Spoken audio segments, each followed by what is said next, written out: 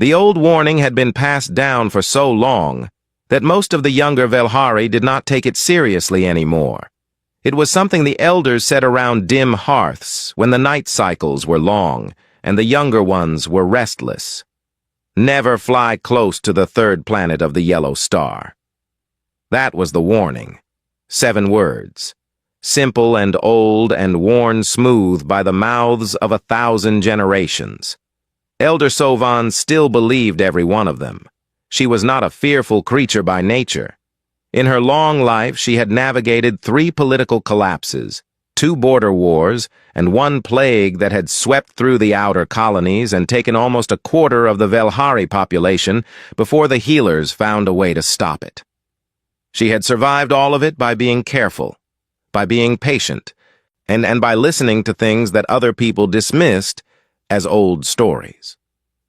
She sat now in the curved observation chamber of the council ship, her 4 silver-tipped fingers pressed flat against her knees, staring at the star map that rotated slowly in the air before her. The map was detailed and accurate. She had updated it herself over many years. And there, near the edge of one quiet arm of the galaxy, was the yellow star, small, warm, unremarkable in almost every way, except for the third planet. Sovan had sent a drone to that system 12 cycles ago. A quiet drone, built to observe and record and return without being detected. She had not told the full council she was doing it. She had filed the mission under a standard survey code and waited. The drone had come back 3 cycles ago. And what it had brought with it had kept Sovan awake for many nights since. She pressed a small button on the arm of her chair, and the drone footage began to play on the wall of the chamber. The image was taken from a great distance at first, showing the planet as a blue and white sphere turning slowly in the dark. It was beautiful in a simple way, mostly water with large brown and green land masses running through it like broken plates, pressed together by some ancient force underground. Then the drone had moved closer. The land masses were covered with lines, straight lines, curved lines, grids and rings and long, thin threads that stretched from one cluster of lights to another. The lights were brightest at night when the planet's dark side turned toward the drone's camera. The whole surface glowed from the inside, like an ember that had not yet gone cold. They had cities, many of them, big ones. And then the drone footage showed something that had stopped Sovan's breath the first time she saw it. A metal object, shaped roughly like a column, punched through the planet's atmosphere from below. It climbed on a bright tail of fire and chemical smoke. It climbed for a long time. It kept climbing after most objects would have fallen back. And then it reached the vacuum of space and kept going. And it did not stop until it reached the small gray moon that orbited the blue planet. The metal object set itself down on the surface of the moon. 4 legs extended from its base and caught the gray dust. A door opened. 2 small figures in white protective suits climbed out and walked on the moon's surface. They moved slowly in the low gravity, careful but not afraid. One of them bent down and pushed a thin pole into the gray dust. A piece of fabric unfurled from the top of the pole, colored in stripes of red, white, and blue. They had planted a flag. They had come all the way to their moon and planted a flag in the dust. Then they got back inside the metal object and flew home. Sovan had watched that footage 9 times. Each time she tried to find the rational explanation, the boring one, the one that would let her stop losing sleep. Each time she failed, because the rational explanation for climbing to your own moon and planting a flag in the dust was not really about the moon at all. It was about proving something, to yourselves, to whoever might be watching. We were here. We came all this way. We did it. She called the council to session that evening. The 7 high elders filed into the ring-shaped chamber and took their curved seats. Their crests were dim with age. Several of them moved slowly. Elder Dorak, the oldest of the group, settled into his chair with a long exhale and looked at Sovan with the mild impatience of someone who had sat through many emergency sessions that turned out not to be emergencies. Sovan played the drone footage without speaking. When it ended, nobody said anything for a while. Then Dorak waved one tendril in a dismissive arc. "They use chemical combustion," he said. "They have not achieved fold space travel. They cannot reach us. This is not a threat."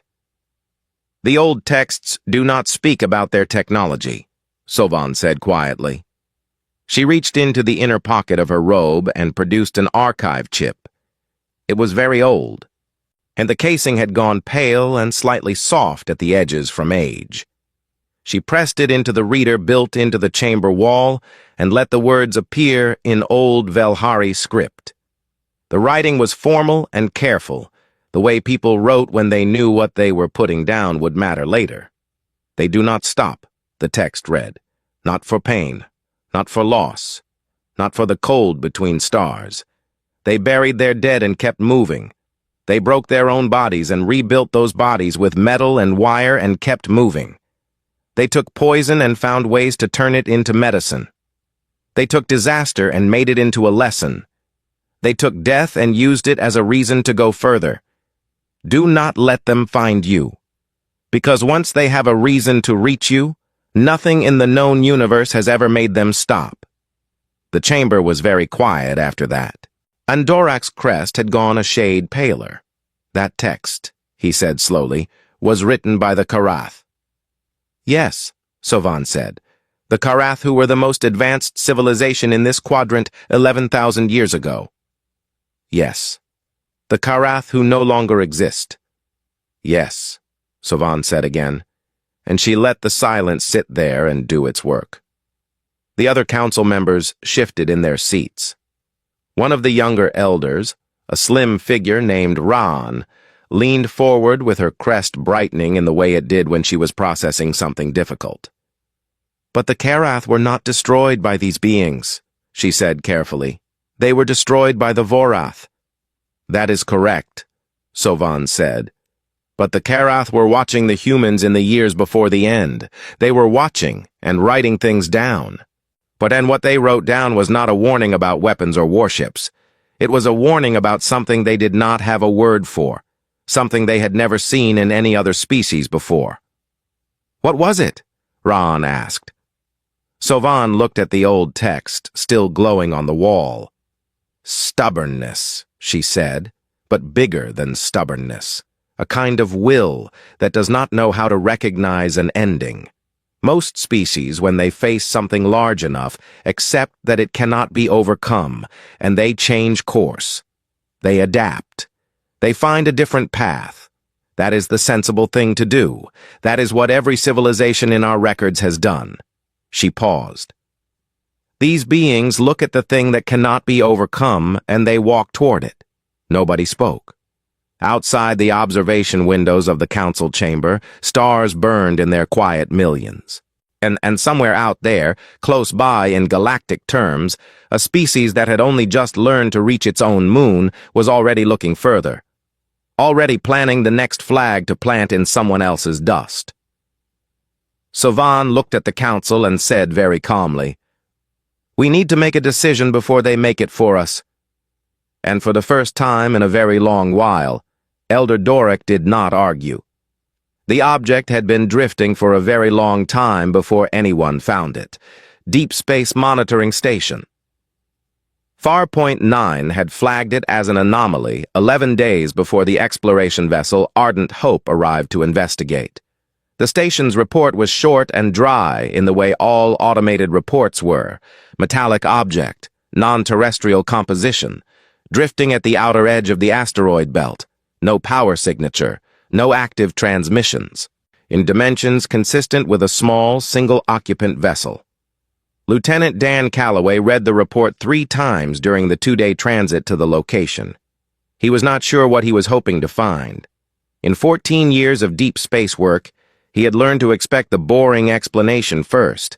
Unusual mineral deposits, old human equipment that had drifted further than expected. Sensor ghosts from dense asteroid clusters. The universe was good at looking mysterious, and then turning out to be perfectly ordinary. But the composition readings in the report were not ordinary. The metal alloys were nothing in the human database, and the shape of the object, when the long-range cameras resolved it clearly on the second day of travel, was nothing any human hand had built. Commander Laura Hale called the crew of 6 together in the briefing room and went over the approach plan carefully. She was a precise woman who did not waste words or movements. She had short dark hair and a habit of tapping one finger against the table when she was thinking hard, and she tapped it steadily through the whole briefing. "We treat this like any recovery operation," she said. 2-person teams, full suits, no rushing. Nobody touches anything without calling it in first. We photograph before we move anything.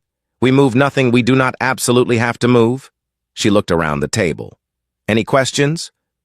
Nobody had any. The spacewalk took 40 minutes to set up and about 10 minutes to wish they had brought more camera equipment. And the object was small, roughly 4 meters long and 2 meters wide, and shaped like a rounded wedge, like a seed pod that had been gently squeezed on 2 sides. Its hull was the color of old iron, pitted and scored by years of micrometeorite impacts. One end had a dark panel that might once have been a viewport. The other end had a cluster of nozzles that might once have been thrusters. Dan floated around the outside of it twice, photographing everything before he found the hatch. It was on the underside, and it was already open. Not broken open. The hinges were intact, and the seal ring was undamaged. Someone had opened it from the inside and not closed it again when they left, or when they were taken, or when they stopped being able to.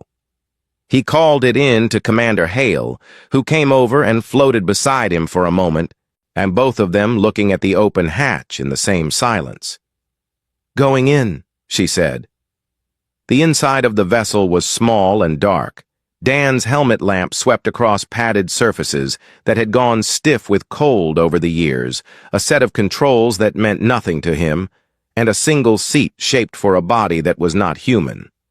Wider at the base, narrower at the top, with 2 shallow grooves where something with more than 2 arms might have rested them. Then his lamp hit the far wall, and he stopped moving. The wall was covered in writing, not printed, not made by any machine, carved slowly and carefully into the metal with something sharp, stroke by stroke, the way a person carves when they have a great deal of time and something very important to say, and no other way to say it. "Commander Hale," Dan said, and his voice came out quieter than he meant it to. "You need to see this." She floated in through the hatch, and her lamp joined his on the wall. For a long time, neither of them said anything at all. The symbols were dense and precise, covering almost every centimeter of available surface. Whoever had made them had been thorough. Whoever had made them had wanted very badly to be understood. "Photograph every centimeter," Laura said at last. "Every single centimeter." Back aboard the Ardent Hope, the ship's translation AI worked for 4.5 hours. It was not built for truly alien languages, no human system was not yet.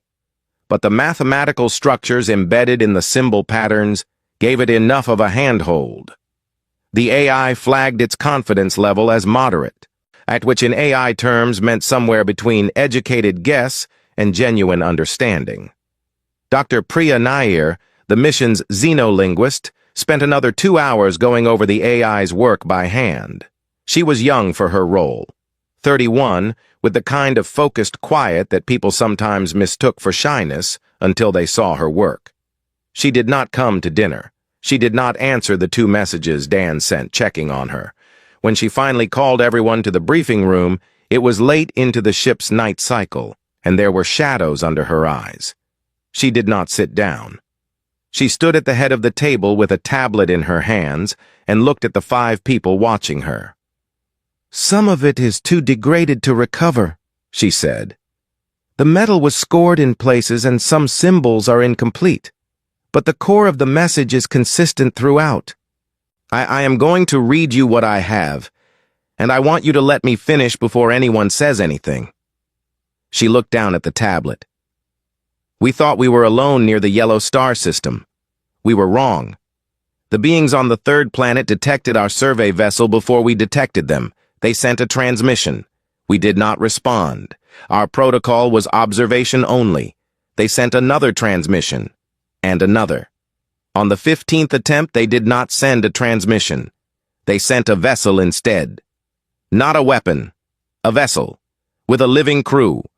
They flew out from their planet into the dark to find us, and they were not afraid. She paused. Nobody at the table made a sound. We observed them for one full rotation of their planet around their star before they found a way to make the translation work. They were patient. They did not push. They sent mathematics first, then images, then simple sounds.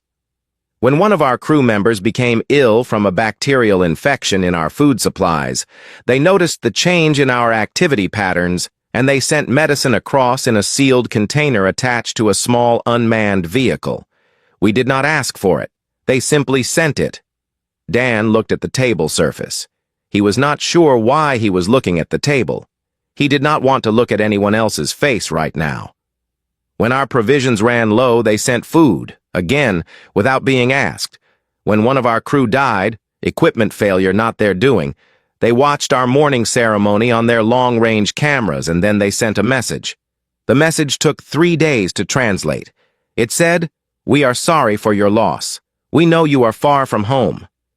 You are not alone." Priya stopped reading. She set the tablet down on the table very carefully. Cole Barker, the youngest crew member, was looking at the ceiling. His jaw was tight. Commander Hale spoke first. "Who wrote this? What species?" "We do not know yet," Priya said. "But based on the age of the metal degradation and the decay patterns in the pod's internal components, the best estimate is that this was written approximately 3,000 years ago." 3,000 years. Dan did the math without wanting to. 3,000 years ago, humanity had been building early empires on one small planet. 3,000 years ago, someone else had been out here in the dark, watching the lights on Earth's surface, and had decided to leave a letter at the edge of the solar system. A letter meant for whoever came looking. They left it here on purpose, Dan said. It was not a question. "Yes," Priya said. "The drift calculations place its original position at a very specific point. It was not drifting when it was left. It was parked, at the edge of our system, waiting." The briefing room was quiet for a long moment. Then Dan Calloway looked up from the table, looked at Commander Hale, and said the thing that everyone in the room was already thinking. "We have to answer it." Laura Hale looked back at him for a moment. Then she nodded once, the way she nodded when she had already decided something and was just waiting for the right moment to say it out loud. "Yes," she said. "We do." The Galactic Accords Public Archive was one of the oldest things in the known galaxy. It had existed in one form or another for longer than most current civilizations had been keeping records. It stored everything: trade logs, military reports, scientific findings, personal journals, second-hand accounts, third-hand rumors, and the kind of careful observations that only very patient minds produced. Any registered species could access it. The Velhari had been registered members for over 2,000 years and had contributed a considerable portion of the archive's content themselves. Sovan had used the archive many times in her long career. She had never before searched it for records about the beings of the third planet around the yellow star. She did that now. She sat alone in the archive access alcove of the council ship. The lights turned low, a warm drink going cold at her elbow. And she read for 6 hours without stopping. The humans did not appear often. They had not yet made any formal contact with the wider galactic community, and so there was no official record of them as a registered species. But they appeared in the margins of other records, in footnotes, in the background of other people's stories.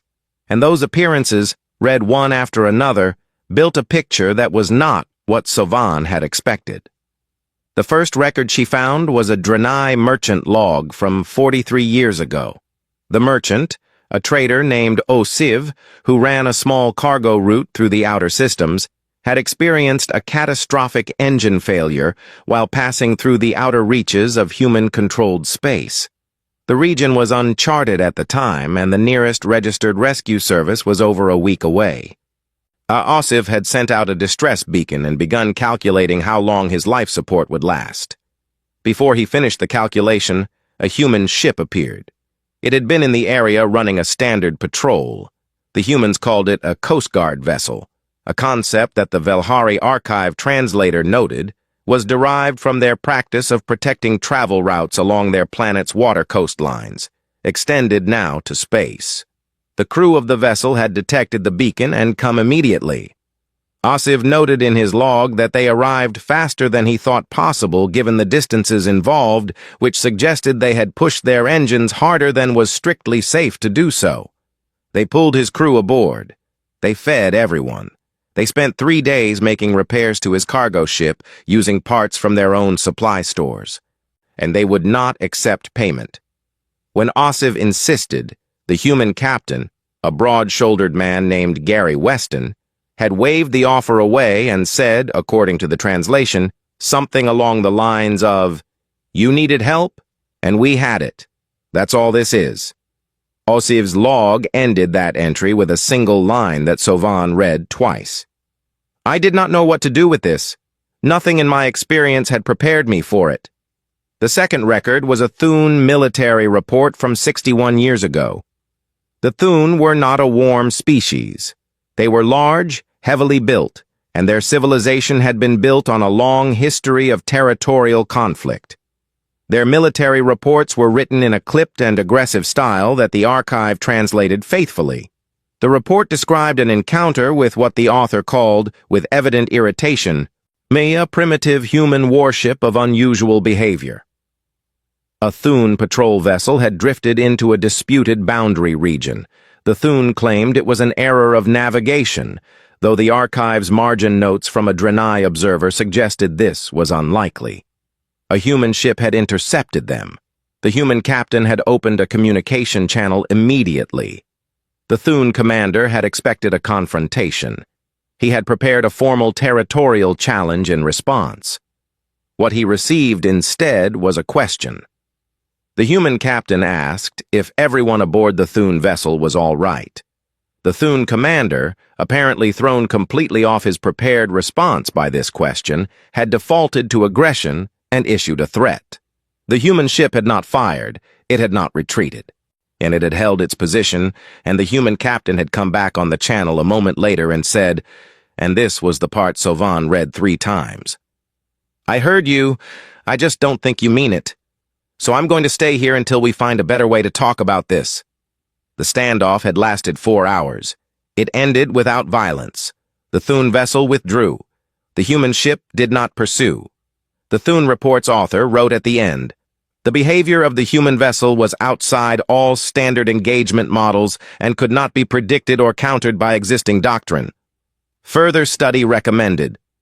Sovan set down her drink. She had not touched it in 2 hours, and it was fully cold now. She did not notice. She moved deeper into the archive, past the recent records, past the century-old logs, and down into the older material where the records were sparse and the translations grew uncertain. She was looking for the Karath documents. She had known about their existence for years. She had never felt the need to read the primary sources before. She read them now. The Karath civilization had been extraordinary. They had achieved fold space travel 4,000 years before the Velhari did. They had mapped more of the galaxy than any species before or since. Their science had been centuries ahead of everyone around them, and their philosophy had been gentle and careful and deeply considered. They had been, in the estimation of every species that recorded contact with them, genuinely good. And they had watched the humans, not up close, not in the way Sovan's drone had watched them. The Karath had observed from extreme distances using instruments so sensitive they could read the atmospheric composition of a planet from several light years away. They had tracked the humans across centuries, watching from their quiet vantage as a species that could barely light a fire learned to build great walls, then great ships, then great cities that glowed at night. One Karath scientist named Ferath had written a detailed analysis of human behavioral patterns that the archive had preserved almost completely. Sovan read it slowly, taking care with the archaic translation. Ferath wrote, "Every other species in our survey data trends in one of two directions as its civilization develops. It either moves toward cooperation at the expense of competitive drive, or it moves toward dominance at the expense of empathy. These two tendencies appear to be in natural tension, and one always eventually wins out. The species on the third planet of the yellow star does not follow this pattern. Both tendencies operate in them simultaneously at full strength, and neither one cancels the other. They fight each other, and then they build hospitals for the wounded on both sides. They compete fiercely, and then they share the results of that competition. They are terrified of death, and yet they run toward danger at a frequency that no survival model we have built can account for." Sovan sat with that paragraph for a long time. Then she read the next one. "We have spent considerable effort attempting to classify them within existing frameworks, and we have concluded that this is a mistake. They are not a paradox. They are not a malfunction of the developmental model. They are something the model simply did not predict, because no other species has survived long enough in that particular combination of traits to reach the stage they have reached. If they survive long enough, they will be something the galaxy has not seen before. We do not know what that will look like. We find that we hope to see it." The last Karath document relating to humans was written in the final years of the Karath civilization, when the Vorath were already pressing in on their borders, and the outcome was beginning to look certain. It was short. The author was not named. "We cannot help them. We cannot help anyone now. But we watched them for a long time, and we want it on record that they are worth watching. They are worth hoping for. Whatever comes next for us, we hope they make it through. We hope they find their way out to the stars. We hope, when they do, that they find someone out here worth finding. They deserve that much." Sovan closed the archive. She sat in the quiet of the alcove for a long time, her hands still, her crest very dim. The Karath had hoped the humans would survive. They had written that hope into the record, and then they had been gone, and the hope had sat in the archive for 11,000 years, waiting. The humans had survived, and now they were building ships and pointing them at the dark between the stars and asking what was out there. Sovan stood up, smoothed her robe, and walked to her desk. She opened a new document and began to write the formal proposal for the council. She wrote it carefully, and she did not leave anything out. When she was done, she read it back once, and made 2 small corrections and filed it. The proposal requested that contact protocols for the humans be raised from Category 4, distant observation only, to Category 1, active preparation for first contact. The council approved it the following morning. Every single elder voted yes, even Dorak. Captain Karen Ellis made it in the small galley off the bridge, added too much water the way she always did, and ate it standing at the counter while looking at the navigation display on the wall screen. The Ardent Hope's upgraded successor, the exploration vessel Crossing Point, was 2 hours out from the coordinates that the decoded message on the old alien pod had pointed toward. 2 hours from the spot where, and if the translation was right and the math was right, and 11 years of careful preparation had not gone wrong somewhere along the way, something was supposed to happen. Karen finished her oatmeal. She rinsed the bowl. She went to her bunk and wrote a short message to her daughter back on Earth, a 14-year-old named Lily, who had her mother's dark eyes and her father's stubbornness, and who had made Karen promise, the morning the Crossing Point launched, to tell her everything. "Something big might happen today," Karen wrote. "I don't know exactly what, but whatever you hear about it, I want you to know that I was not afraid." She sent the message and did not add the second part, the part she kept to herself. which was, "I was a little afraid, but not the kind that stops you." She went back to the bridge. The crew of the crossing point was small, 8 people, selected over 4 years from a pool of several hundred candidates. They had been chosen not just for their technical skills, which were all exceptional, but for something harder to measure. The selection committee had looked for people who were calm under pressure, curious rather than aggressive when facing the unknown, and genuinely good at listening. Karen had been the unanimous first choice for captain. She had almost turned it down, and then her daughter had looked at her across the kitchen table and said, "Mom, come on!" And that had been the end of the debate. Communications Officer Cole Barker was already at his station when Karen came onto the bridge, running through the signal protocols for the 100th time. He was 26, the youngest crew member, and he had the slightly dazed look of someone who had not slept well but was running on something stronger than sleep. He gave Karen a quick nod without looking away from his screens. Science Officer Dr. Leon Park was at his station reviewing the contact framework documents that the world's best xenolinguists and diplomatic theorists had spent a decade building. He looked up when Karen sat down. 2 hours, he said. 2 hours, she agreed. They crossed the first hour without incident. The second hour passed more slowly. The bridge grew quiet in the way that bridges get quiet when everyone is thinking hard, and nobody wants to be the person who says the obvious thing out loud. Then Cole said, "Contact," in a voice that was very steady and very quiet, and every head on the bridge turned toward him. On the long-range display, so something had appeared.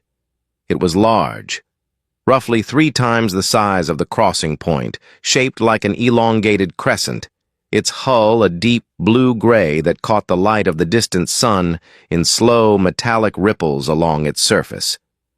It had dropped out of what the sensors were reading as some kind of space-folding transit. Not the crude jump technology that human engineers were still working toward, but something smoother and more complete. One moment, the space at those coordinates had been empty. The next moment, it was not. Karen looked at it for several seconds. "Open a channel, Cole." "Working on it," he said, and she could hear in his voice that his hands were very steady, and she was glad of that. It took 11 minutes to lock a carrier wave.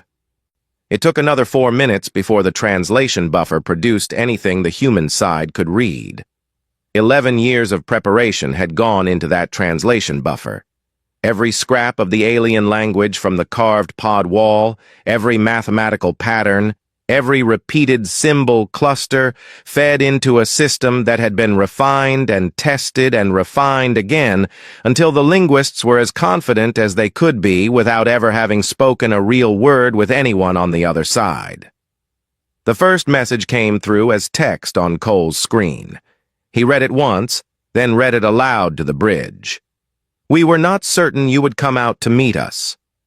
Karen leaned forward slightly. "Open my channel, Cole." "Open, Captain," she said. "We were not certain either, but we figured it was better than waiting." The reply took a little longer this time. When it came, Cole's voice was careful, and even as he read it. "That is a very human thing to say. We have read about that." The bridge went completely still. Karen looked at Leon, who was staring at his console, with the expression of a man who had spent his whole career preparing for a moment, and was now discovering that nothing had actually prepared him for the moment. She looked at Cole, who had one hand pressed flat against the edge of his station and was not moving it. She looked back at the view screen, where the crescent-shaped ship hung in the dark like a great slow question mark. She said, "You have read about us?" "For some time, yes. The archive is large. We want to say something to you, and we debated how to say it correctly. Many species out here were afraid of what you might become. We have since changed our thinking." "What changed it?" The reply took longer this time. When it came, it was careful and deliberate, the way something is when the speaker has thought about the exact words for a long time. "A Draenei merchant. 40 years ago. Your people pulled his crew from a damaged ship and spent 3 days making repairs and sent them home without asking for anything in return. He told that story many times. It spread through several systems. Stories about your people travel further than warnings do, and they last longer. Cole Barker had both hands flat on his console now. He was looking at the screen, and his jaw was working like he was trying to decide whether to say something and had decided against it. Leon Park had stopped looking at his data entirely. He was just sitting there. Karen Ellis looked at the view screen and thought about Gary Weston, a Coast Guard captain she had never met, who had pushed his engines too hard to get to a distress beacon and then refused payment for 3 days of repair work. She thought about how he had probably filed a routine report and gone back to his patrol route, and never known that the small moment of ordinary decency he had chosen had traveled to the other side of the galaxy and was now, 40 years later, changing the shape of history. She said, "We would like to come aboard, if that is acceptable." "We anticipated that you would ask," the Velhari replied. "We have prepared a reception area. We studied your atmospheric and pressure requirements carefully. We want you to be comfortable."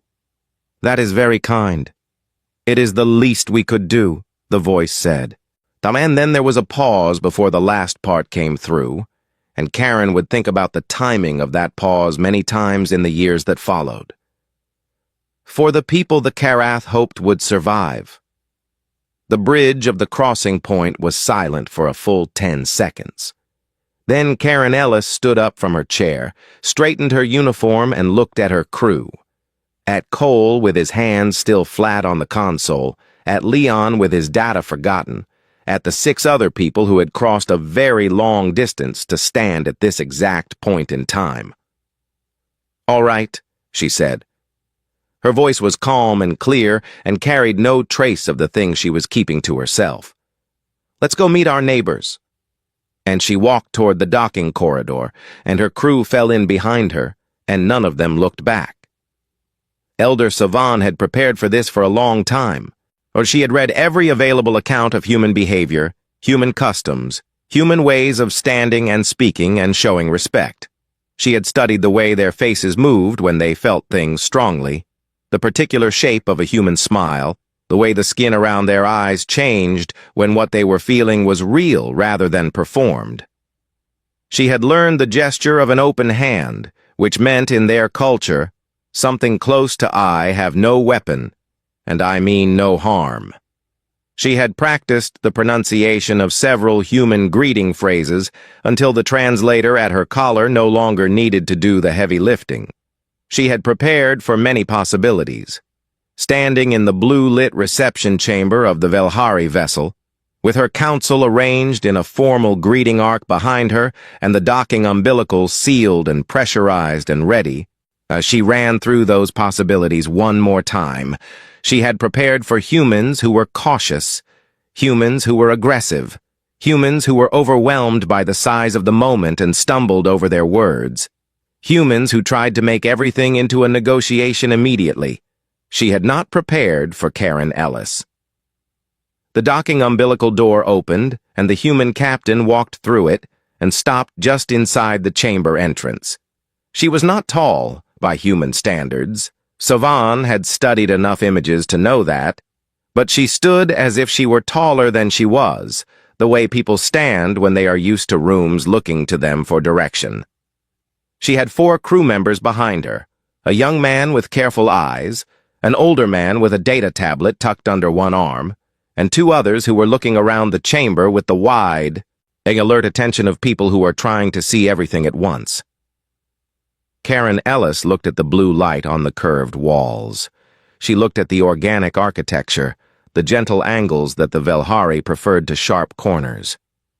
She looked at the assembled council with their silver-tipped fingers and their luminescent crests and their 4-limbed bodies that were so completely different from her own. She took all of it in without flinching, without stepping back, without any of the frozen hesitation that Savan had half expected, even from a well-prepared human. And then she smiled. Savan had read about human smiles. She had seen them in footage. She had understood, in an intellectual way, that humans use the muscles of their face to signal emotional states to each other, and that the smile was among the most common of these signals. And understanding it, and standing in front of it were two different things entirely. Because the smile reached the woman's eyes. It changed the whole shape of her face. It was not a performance. It was not a diplomatic tool. It was something that came from somewhere deep inside the human captain and arrived on her face before she had decided to put it there. And it was directed not at any single member of the Velhari Council, but at all of them, equally, the way a person smiles when they walk through a door and find exactly what they were hoping to find. Karen Ellis walked forward and stopped at a respectful distance from Sovan. She pressed her right hand flat against her own chest, which the briefing materials had told Sovan was a human gesture of personal introduction. "I am Karen Ellis," she said, "the captain of the exploration vessel Crossing Point, representing the people of Earth. We are very glad to finally say hello." Sovan pressed her 4 fingers together in the gesture of profound respect, the one the Velhari used only for the most significant occasions, the kind that happened perhaps twice in a generation. She had decided to use it before the humans arrived, and now she was glad she had. "I am Sovan, elder of the Velhari Council," she replied through her translator, "and we are very glad to finally be found." They sat together for 3 hours that first day. The conversation was careful at first, the way conversations are when both sides have much to ask and are trying not to ask everything at once.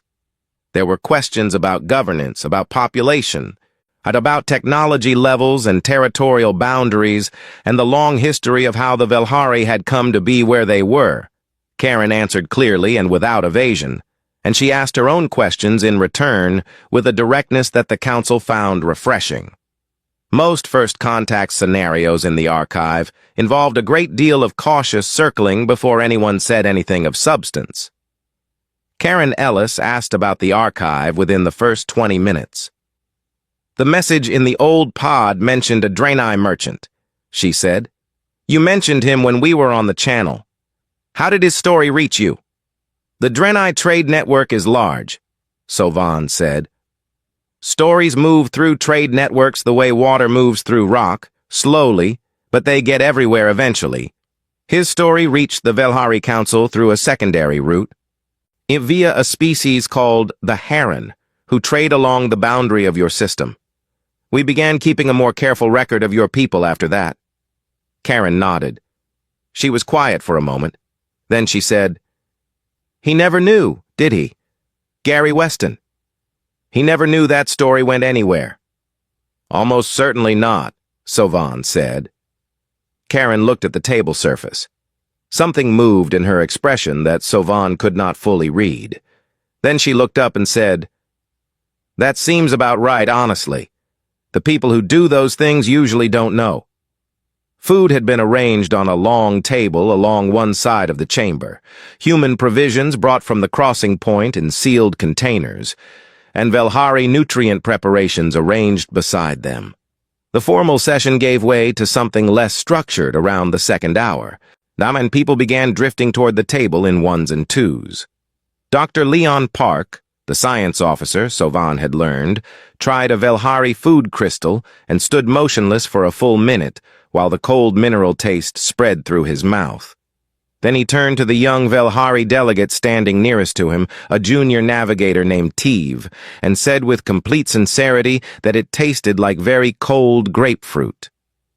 Tive, who had no idea what grapefruit was, made a note to look it up. Tive, in return, tried a small piece of the flat-baked food the humans called bread. He stood motionless for slightly longer than Leon had. Then he turned to his colleague and said, in low Velhari, that it was warm and soft, and it tasted like something he did not have a word for, which the colleague translated in his own mind as comfort. In the third hour, Sovan found herself walking beside Karen Ellis along the observation corridor. The long windows looked out at the stars. The same stars from every side, the same lights in the same dark, but somehow different when you were standing beside someone who had crossed a very long way to reach them. "I want to ask you something," Sovan said. The council debated whether to raise it. "Go ahead," Karen said. She said it easily, the way she said most things. "The old records describe your people in a particular way," Sovan said. "They describe you as something that cannot be stopped, something that, once it has decided to move toward a purpose, nothing in the galaxy has been able to turn aside." She paused. "Is that true?" Karen was quiet for a moment. She was looking at the stars. "It's true that we don't give up easily," she said at last. "We lost a lot of people learning to reach space. We nearly broke our own planet before we made better choices. We are not gentle, not by nature." She paused. "But the thing that I think the old records might have missed, the thing that people who are afraid of us maybe don't account for, is that most of the time, when a human refuses to stop, it is because they are trying to get somewhere worth going, to help someone worth helping, to build something that is worth the cost of building it." Sovan considered this. Outside the window, the galaxy turned. "The stories," she said slowly, "spoke of monsters." "I have heard," Karen said, and there was something in her voice that was almost a smile, though she was not smiling. "The myths described creatures that felt no fear, that accepted no defeat, and that could not be made to turn back by any force the universe had produced. Some of that is true," Karen said. "Some of it is exaggerated. We feel fear. We just try not to let it be the thing that makes the decision." "The myths," Sovan said, and she stopped walking and turned to look at the human captain directly, "never said this one thing. They described everything else. They described the stubbornness and the endurance and the refusal to accept an ending. But they never said that when a human refuses to stop, it is most often for someone else, a stranger on a damaged ship, a wounded soldier on the other side of a war, a child who will be born a generation after the person doing the building is already gone." She paused. "The stories described a force. They did not say the force could also be kind." Karen Ellis looked at the elder for a long moment. Then she said simply, "We try." Behind them, in the reception chamber, Leon Park and the young Velhari navigator Tiev were bent over a shared data tablet, comparing star charts and arguing cheerfully about a mapping discrepancy, and laughing. Neither of their languages had a word yet for what that sound was. Two people from different stars finding the same thing funny at the same moment, but both of them recognized it immediately, without needing a word. The stars outside the window were the same stars they had always been, old and vast and indifferent, burning their quiet millions of years without caring who looked up at them. But in this corridor, and in the chamber behind it, something had changed that would not change back, and the myths had said they could not be stopped. The stories had called them monsters. Every word of it had been true in its own way. And yet here, at the edge of the dark, the monsters were sharing bread and laughing at star charts and asking each other, in two languages that had never met before today, what comes next? The answer, it turned out, was everything. All of it was still ahead. Every friendship that had not yet been made, every world that had not yet been seen, every story that had not yet been told about the strange and stubborn and occasionally terrifying and surprisingly warm creatures from the third planet of the yellow star who had looked at the dark between the stars and decided, as they decided about most things, that the only reasonable response was to go toward it. The myths had been true, but they had only told half the story. The other half was just beginning.